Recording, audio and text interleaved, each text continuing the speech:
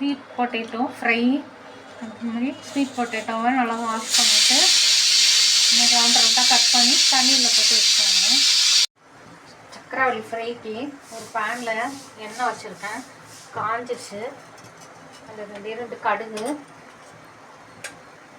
கொஞ்சம் மஞ்சள் பொடி, கொஞ்சம் பெருங்காயம்,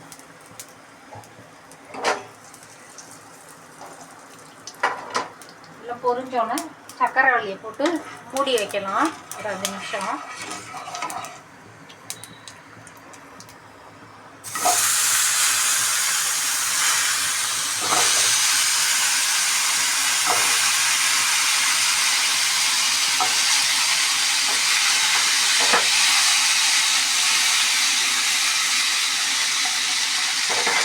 சக்கரவள்ளி போட்டு நல்லா மிக்ஸ் பண்ணியாச்சு.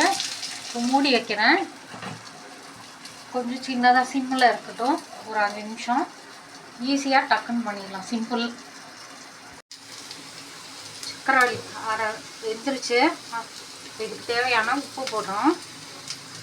உப்பு போட்டு நல்லா மிக்ஸ் பண்ணி அப்படியே சிம்மில் வச்சுருங்க. இனி மூட தேவையில்லை.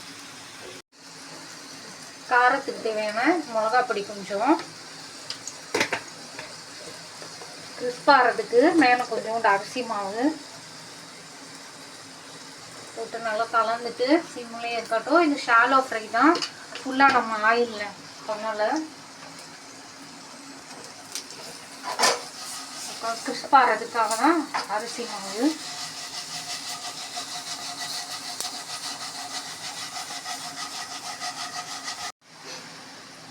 ஸ்வீட் பொட்டேட்டோ சர்வ் பண்ணுறதுக்கு ரெடி.